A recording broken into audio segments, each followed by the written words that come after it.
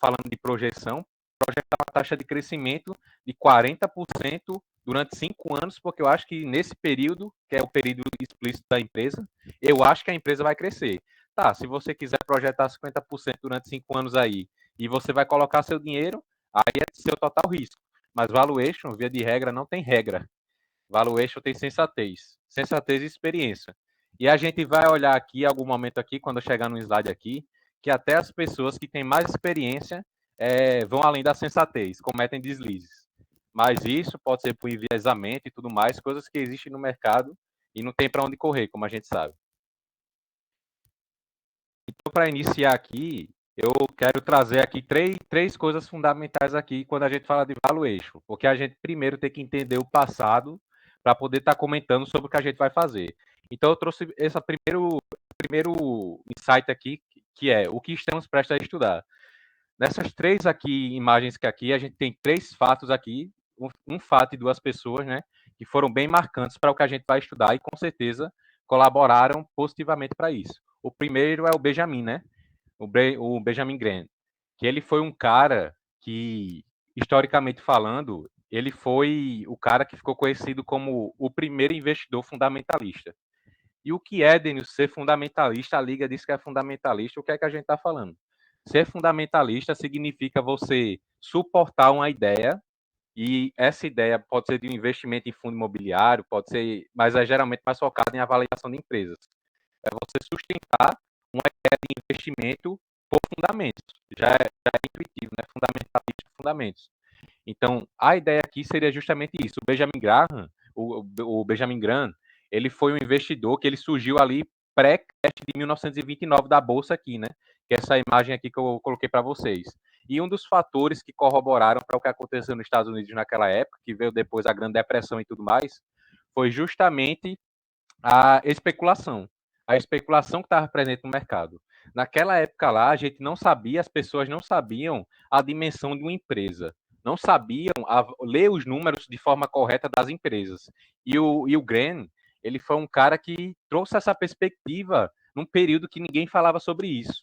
Então, o Graham, ele foi o primeiro investidor fundamentalista, porque ele olhava para a empresa e via além de uma marca ou o que as outras pessoas acreditavam. Ele viu os números, né?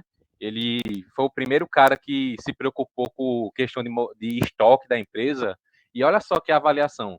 Eu li que, por exemplo, ele lá quando ele estava olhando para um balanço da empresa, lá em 1900 e tarará, ele olhava para a conta clientes assim, a variação, né, e ele falava: pô, esse estoque aqui está muito alto. Será que a empresa ela está recebendo como deve? Será que ela não está tendo muito risco com esse crédito que ela está dando para os clientes dela? Ah, e esse valor aqui na conta de fornecedores não está muito alto, não. A empresa não vai precisar de um fluxo de caixa muito positivo para começar a honrar e casar isso com o cliente, fazer um ciclo operacional.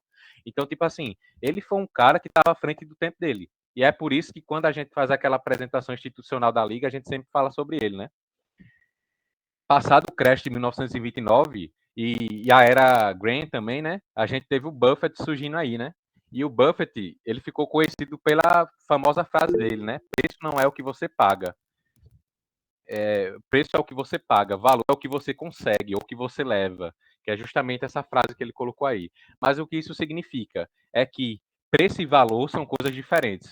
O preço de uma ação hoje, se a gente for no home break aí, no Ibovespa aí, a gente vai abrir lá a empresa que a gente quer e vai ver um preço. Só que o valor, ele vai além do preço, porque o valor antecede o preço na teoria de investimentos. Porque o valor é algo que você consegue. Você, como ser humano, tem valores. Você é uma pessoa ética, você é uma pessoa que gosta de estudar, você é uma pessoa. E esse tipo de coisa geralmente não é mensurável. Preço é o que as pessoas geralmente acreditam, geralmente vai ser uma opinião da maioria, que aquilo vale. Então, no mercado, todo dia saem notícias, boas e ruins, todo dia as pessoas acreditam que vai acontecer algo. Então, essa formação do preço que a gente vê lá, ela é baseada em muitos fatores, mas geralmente no que a maioria acredita. E nem sempre isso está certo, né? Quando eu vou falar um pouco de mercado eficiente aqui, nada muito teórico, como a gente vê na faculdade, mas eu acho que é importante a gente trazer. Então, o Graham, olha só, já naquela época lá dos anos 20, ele falou aqui que o preço das ações, né, elas tendem a ser irracionais e justamente por conta das flutuações excessivas. E a gente sabe que flutuação financeira é risco. Quando a gente tem uma empresa que tem um lucro anormal e da mesma forma que a ação dela sobe de forma normal, a gente está falando de uma coisa chamada flutuação, e flutuação é risco. E geralmente a gente tem esses picos por causa de flutuação. Então ele falou aqui que um dos problemas que acontecem no mercado financeiro, isso já naquela época, era a questão da especulação. Então a gente está vendo aqui que o Graham ele já está falando que a especulação é um problema, que a gente tem que ter opinião, o Buffett, né, depois da era Graham, ele está falando de valor. Ele trouxe essa perspectiva de falar de valor. Falando dos tempos modernos, né, de hoje em dia, a gente tem a figura desse cara aqui, que com certeza quem pegar um livro de finanças vai ouvir falar dele em algum momento da vida, que é o Damodaran. O Damodaran, ele é o pai não da análise fundamentalista, o pai da análise fundamentalista é o Graham, e o Buffett especializou, né? O valuation, como a gente conhece, em sua forma mais refinada possível, que é o fluxo de caixa que a gente vai estudar aqui. Então, ele é o cara que é referente hoje em dia, professor universitário e tudo mais. E maioria das literaturas, maioria não, todas as literaturas de valuation que a gente tem pensando depois dos anos 90 para cá, foram inspiradas nesse cara aqui. Então percebam a contribuição que ele teve, né? Então ele fala uma coisa aqui que eu achei interessante trazer para vocês refletirem um pouco. Ele fala aqui que o Einstein, né, ele estava mais que certo sobre a relatividade, a teoria da relatividade, né? Mas ele fala aqui que mesmo Einstein, ele teria dificuldade em aplicar a avaliação relativa nos dias de hoje no mercado. E o que é a avaliação relativa? A avaliação relativa é nada mais do que os múltiplos. Os múltiplos de mercado, EV, EBITDA, preço sobre lucro, e por aí vai. Então, o que é que ele quer falar aqui? Ele quer falar que a pessoa não pode se fundamentar apenas em indicadores de valuation e tudo mais. Por quê? Porque o mercado hoje em dia está muito complexo. Esse tipo de informação que a gente tem para calcular indicador é algo assim mais banal possível. Por quê? Porque a gente está na era da informação. Então, por exemplo, os indicadores eles refletem uma imagem da empresa naquele momento. Se eu estou calculando o período de 2022, eu estou vendo os indicadores, uma foto dos indicadores da empresa em 2022. Só que não tem como eu projetar indicador. No mercado cada vez mais competitivo, que as pessoas querem sair ganhando, as pessoas vão querer se fundamentar. E geralmente o que é o mais fácil, e o que geralmente muito analista faz aí, é fazer valuation por múltiplo, né? Porque geralmente ele vai dar um preço mais atrativo, porque a gente está se fundamentando em indicador, só que indicador a gente sabe que pode ser facilmente manipulado, porque a empresa pode ter alguma escolha contábil ali de não reconhecer uma depreciação do jeito que deveria, aí isso vai aumentar o resultado dela, porque ela não vai deduzir toda a despesa de depreciação, e por aí vai. Então percebam que Damodaran ele está falando aqui para a gente que o fato da gente, a grosso modo, de avaliar indicador não é o suficiente. Até o Einstein, como ele fala, teria dificuldade em avaliar uma empresa só olhando para indicador. Então já fiquem com essa aí na mente de vocês aí. Hum.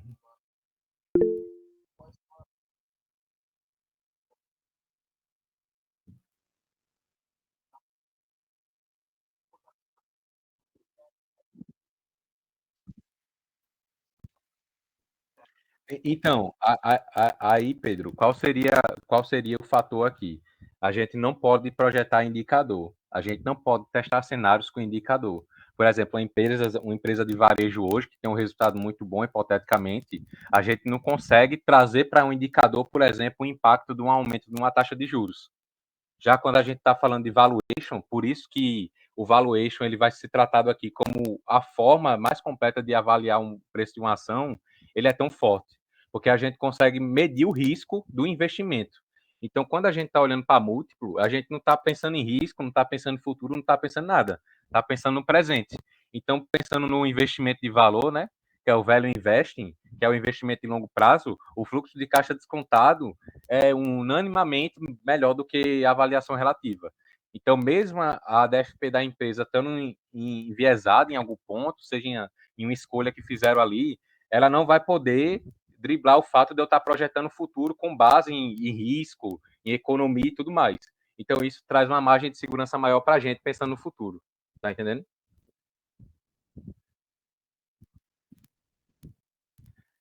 Aí aqui, eu trouxe uns exemplos aqui de algumas coisas aqui que geram valor. E eu trouxe esse lembrete aqui, né, que está falando aqui, se trata de filosofia, porque, por exemplo, um quadro da Mona Lisa hoje, ele está avaliado em 13 bilhões de reais. Quando a gente olha, por exemplo, para o disco aqui do John Lennon, né, com a Yoko, que era o amor da vida dele, como ele diz, esse disco, só pelo fato de estar assinado com o nome dele, ser um disco raro, que marca o fim do John Lennon, que depois ele morreu, né, ele está avaliado em 730 mil reais, aqui não é milhões, tá? É R$ 1.000 isso aqui. E terceiro lugar, a gente tem uma notícia aqui, né? Saída repentina de diretor financeiro mexe com as ações da Apvida. Então, o que eu quero trazer para vocês aqui, olhando na perspectiva Apvida, a gente tem que a saída de um diretor financeiro provocou uma queda no preço das ações. Então, quer dizer que aquele diretor financeiro, ele é um ativo no escopo da empresa. Só que percebam comigo, quando eu estou olhando para uma DFP de uma empresa, quando eu estou avaliando uma empresa por análise fundamentalista, que é indicador e tudo mais, eu não consigo medir o quanto vale esse diretor na empresa. Eu não consigo medir. A contabilidade não vai conseguir trazer isso a grosso modo. Então percebam que há coisas, por exemplo, no caso da Apvida, que corroboram com o preço de uma ação que vão além de número. Número e notícia se a economia vai bem, se a economia vai mal, se sei lá o quê. Aqui a gente está falando da saída de um diretor. Justamente por essa saída, o preço da ação caiu. Porque as pessoas julgam que um capital intelectual, que é uma coisa que não é geralmente o intangível, né, que a gente fala, né, que não é algo palpável, que a gente não consegue ver, tem valor, um valor intrínseco, que a gente fala, que não está sendo medido ali. Então, perceba a complexidade da coisa de hoje em dia, porque fazer valuation, a gente está projetando fluxo de caixa. Mas e as coisas que a gente não pode trazer inicialmente para o fluxo de caixa? Como, por exemplo, o valor de um profissional, que é uma peça-chave. E eu acredito fortemente que, com o passar do tempo, cada vez mais a gente vai ter menos pessoas em empresas, mas, por ter menos pessoas, as pessoas que estarão serão mais importantes. Então, talvez essa questão do capital intelectual ela se faça mais forte em um futuro não tão longe aí. Acredito fortemente nisso. E pensando aqui na Mona Lisa e no John Lennon, a gente vê que, por exemplo, a Mona Lisa ela foi pintada lá em 1940 alguma coisa, pintada pelo Leonardo da Vinci, né? E esse quadro ele se popularizou justamente porque Leonardo da Vinci foi um cara que ele se expressava bem, que escreveu os pensamentos dele, e ele pintava, como era um hobby dele pintar. Então, até as pessoas falam que ele foi um dos caras que teve um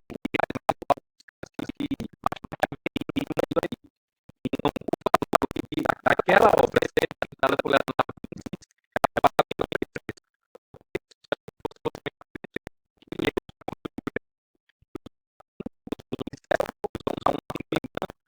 e isso aí com certeza vale muito menos que 3 bilhões. Os materiais fazer isso. Mas percebam que ele consegue agregar valor durante o tempo, o vários contextos. Pela pessoa que é e transmitiu isso para o quadro, muito bonito, mas que hoje em dia as pessoas conseguiriam pintar um quadro até mais bonito, usando tintas melhores, usando pincéis melhores, e nem se compararia em pegar esse preço aqui do mercado. Então, percebam que o valor e preço são coisas muito diferentes. A mesma coisa quando a gente está olhando aqui para o disco do John Lennon, né? O disco do John Lennon, quando ele foi lançado, ele valia preço de prateleira. Só que por conta de ter uma assinatura do John Lennon, que foi um cara polêmico dos Beatles, uma personalidade que faleceu, isso aqui já se torna uma coisa assim, que agrega valor. Porque a gente não tem mais a figura do John Lennon presente aqui, mas a gente tem uma assinatura de um álbum que ele gostava muito do amor da vida dele, da vida dele. Isso agrega valor. Então percebam que a questão do preço e valor não deve ser confundida. Isso aqui vai ficar mais claro, o que eu estou falando vai ficar mais claro. Percebam que a semente do café, quando a gente está usando, por exemplo, numa xícara, quando a gente extrai lá, o grão lá, ela vale 1 centavo. Mas à medida que esse café ele vai ficando mais requintado, a cadeia produtiva vai agregando mais valor, o mesmo café que vale 1 centavo como commodity, ele chega a valer R$ 10 no expresso aí, em qualquer cafeteria. Então, tudo isso é agregar valor. Todo produto ele tem valor agregado, seja positivo ou negativo. E um exemplo disso aqui é a experiência do café, né? Que ele começa como uma commodity ali, valendo centavos ali, e com o passar do tempo ele vai agregando valor até que ele chega no nicho ali que está disposto a pagar R$ 10 pelo um copo de 250 ml de café. Então, isso seria a perspectiva de agregação de valor. O preço que começa com 1 centavo é o valor da semente, é o preço da semente, só que essa semente que tem um preço de 1 centavo vai agregando valor, conseguindo chegar ali a R$ 10. Então, percebam essa sacada do preço e valor. Aqui eu trouxe esse gráfico aqui para vocês perceberem a evolução dos ativos de alta liquidez no mercado americano. A gente tem aqui que $1 em 1802 seria o equivalente a 704 mil dólares em 2002. Isso aqui se tratando do investimento em ações. Percebam que a curva das ações aqui, com $1 investido naquela época aqui, nessa época aqui, a gente teria o equivalente a 704, equivalente a cerca de 704 milhões aqui nos dias de hoje, né? Não tão hoje, porque esse gráfico é de 2002. Mas o que isso representa aqui é que a gente está falando de geração de valor. As empresas, durante o tempo, geraram valor, sobressaíram o preço, o preço praticado no mercado, ano a ano, e foi cada vez subindo, até o ponto que valorizou aí, eu nem sei quantos por cento aí, mas com certeza foi algo muito absurdo.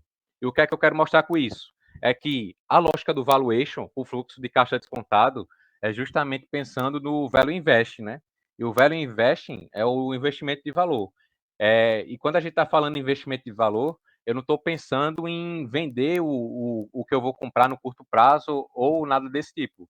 Eu estou pensando naquela filosofia de comprar e segurar. Segurar por tempo indeterminado aí. Porque eu estou partindo do pressuposto, como esse gráfico mostra, que no futuro as empresas vão prosperar, a economia vai melhorar. O pensamento aqui sempre vai ser positivista, apesar da gente construir cenários não favoráveis.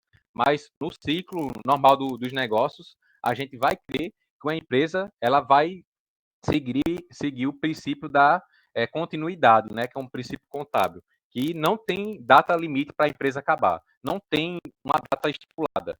O funcionamento dela, o modus operandi dela é até o infinito. Então, pensando nesse caso aí, a gente consegue ver que nesse lapso temporal aqui, as ações sempre se valorizavam.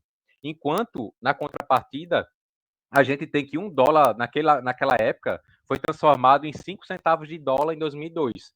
Justamente por quê? Porque a medida do risco, por exemplo, a taxa de juros, o IPCA, ela consumiu totalmente o poder de $1 falando em termos atuais.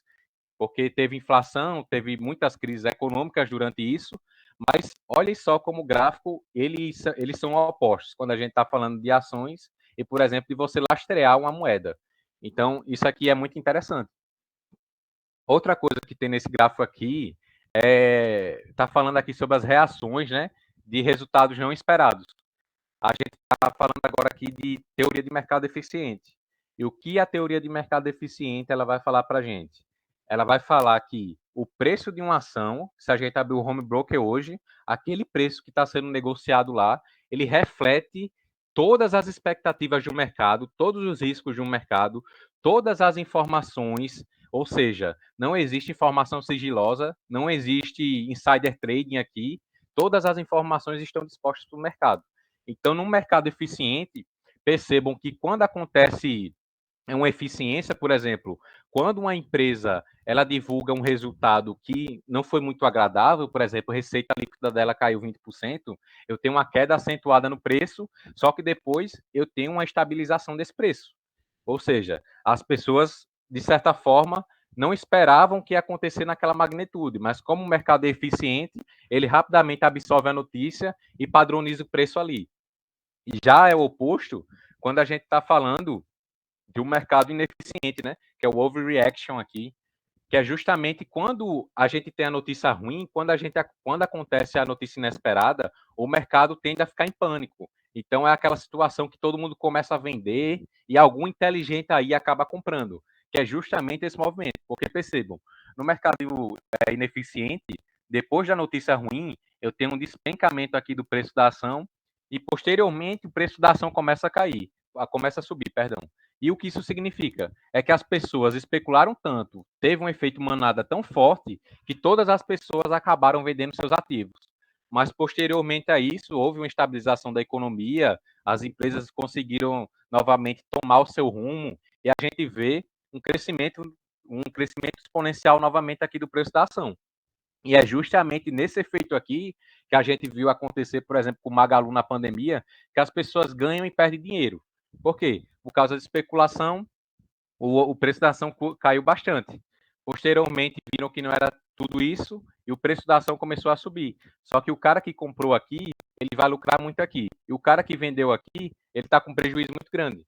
Então, percebam que a teoria do mercado eficiente fala isso. O mercado eficiente, a teoria fala que ele vai precificar o preço da ação da forma correta, incorporando risco, notícia e demonstração financeira e outras coisas.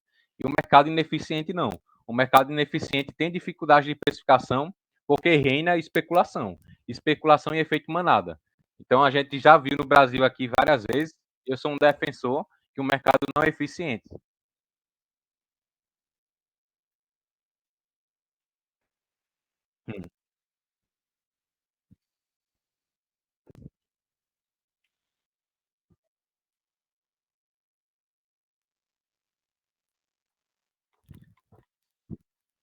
Uhum.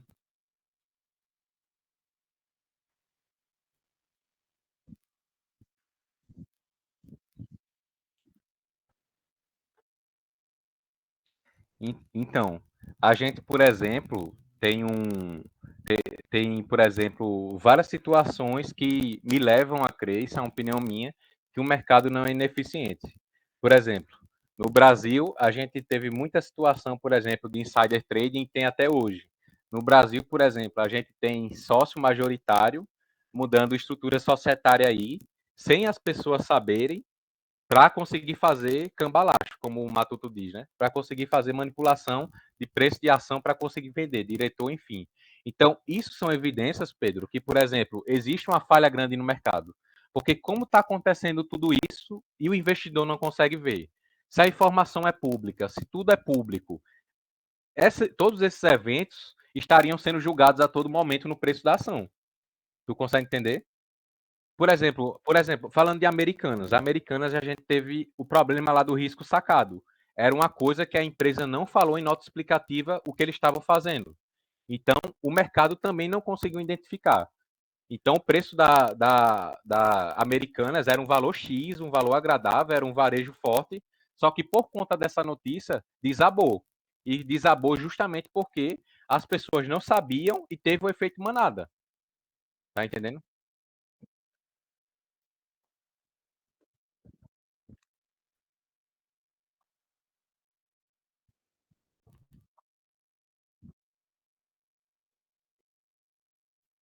Justo. Tomaram essa decisão. Justamente. Hum,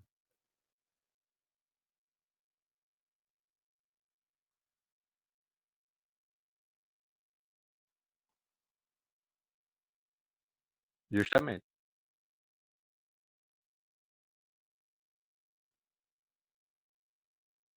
É,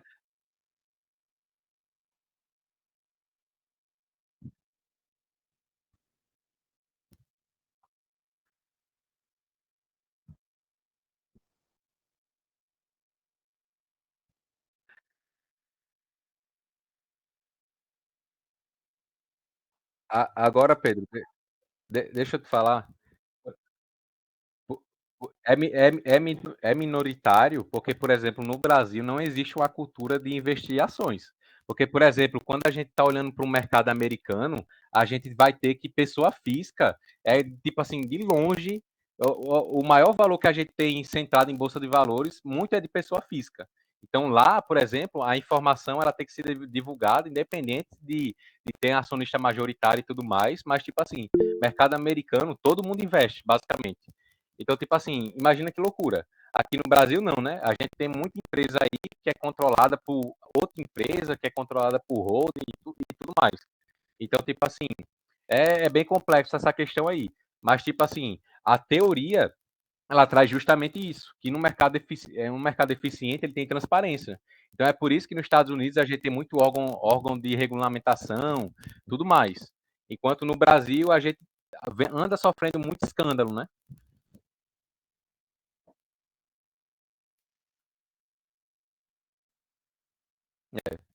Uhum. E Eu acho que é por aí, viu? 400, 500. Justamente. E foi isso aí é algo que eu até que discuti com o Josias há um certo tempo, que eu falei para ele. Quanto mais pessoas estiverem presentes negociando no mercado, está tendo força de perspectiva. Se tem mais pessoas negociando, tem mais opinião, tem mais contradição. Então, cada vez mais o preço ele tende a incorporar ali um ponto de equilíbrio. Não sei se você está conseguindo entender. A gente, a gente está falando justamente desse ponto de equilíbrio. Enquanto quando a gente está falando de um mercado que, tipo assim, grande composição de preço de ação está na mão de algumas pessoas, esse pessoal facilmente consegue fazer uma manobra no mercado para conseguir se beneficiar e por aí vai. Tá entendendo? Isso são as falhas do mercado.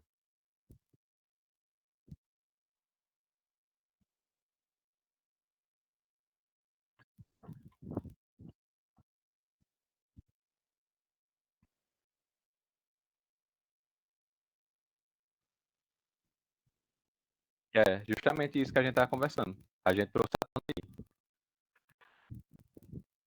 Ficou mais alguma dúvida, Frank? Se tu quiser aí, pode mandar aí. Mas em suma é isso. Entendam que mercado eficiente, a teoria fala que todo investidor ele tem paridade de informação. Ou seja, eu vou saber quando a empresa vai querer fazer um mix novo do produto, eu vou saber quando a empresa vai ter um investimento em CAPEX no próximo ano para abrir outra filial, eu vou saber o risco governamental da coisa. E aqui no Brasil, por exemplo, a gente tem muita especulação até da própria legislação, né?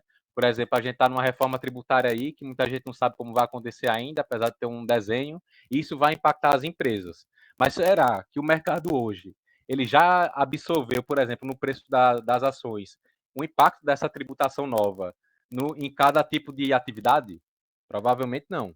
Talvez se a gente tivesse um mercado mais eficiente, as pessoas já estariam já falando sobre como isso vai impactar, porque a gente está falando aqui de tributação de dividendo, tributação de IRPJ, CSLL e diversas outras coisas. Então, por exemplo, aqui, o mercado aqui, de certa forma, é muito imaturo, justamente porque a gente tem pouca empresa e tem pouco PF investindo, né? Então, são essas perspectivas aí.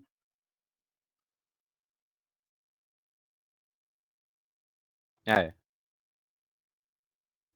não, a reforma tributária ainda vai começar. Só que a teoria do mercado eficiente, ele fala que o mercado antecipa qualquer coisa que venha a mudar a estrutura da empresa como conhecemos hoje. Então é essa aqui. Pode falar, Pedro. Tem que ser absorvido. Tem que ser absorvido.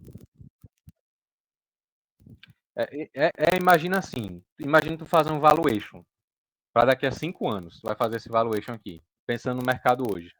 Aí do nada, daqui a 6 meses sai alguma, eu não vou nem dizer uma medida provisória, mas sai alguma coisa aí que, por exemplo, vai mudar completamente a forma que a empresa vai tributar, uma empresa prestadora de serviços vai tributar a receita dela. Bicho, o valuation que tu fez, dependendo de como vai ocorrer essa mudança da tributação de algo pequeno, já vai mudar.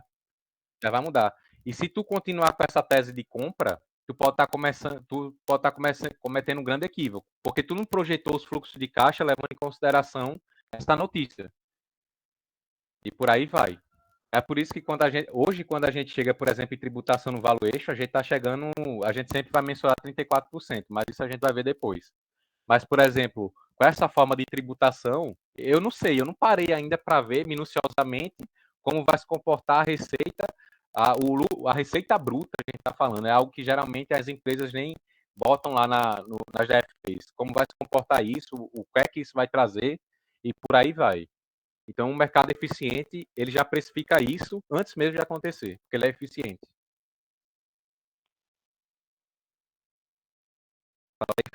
Felipe está estudando isso aí, Felipe está 10 anos aí. Só para complementar, né? Eu estava até vendo que um analista, ele explicando que o modelo de valuation que ele tinha feito há uns 2 anos atrás de uma empresa, ele considerava o imposto normal, assim, das empresas de serviço, né? E aí depois que saiu a reforma tributária, que todo mundo sabe que vai aumentar a tributação das empresas de serviço, antes elas tinham aquele limite de 5%, né? E agora, muito provavelmente, vão ser tributadas bem mais que isso, para se igualar às outras empresas, né? E aí o valor dele já muda totalmente, né? Por isso que a DRE vai ser impactada também, né? Isso, justamente, é nessa perspectiva mesmo. Então, eu vou trazer um absurdo para vocês aqui, vocês até vão, para vocês refletirem, no final disso aqui vai ter um absurdo aqui que aconteceu, aí cada um vai ter uma opinião, né? Mas vai ser bom para refletir justamente disso que a gente está falando. Mas, em suma, mercado eficiente, mercado transparente, todo mundo na mesma página, todo mundo investindo seu dinheiro ali, com pouca especulação, quase mínima especulação. Enquanto o mercado eficiente, ele seria o oposto, né? A gente tem muita imparidade de informação, muita especulação, como aconteceu em 1929, e justamente depois que aconteceu aquilo lá nos Estados Unidos, que houve a preocupação de criar órgãos de regulamentação e tudo mais. É por isso que, por exemplo, quando o governo, por exemplo, ele vai lá e vende estatal, o que é que ele faz? Ele cria um órgão de regulamentação, justamente para não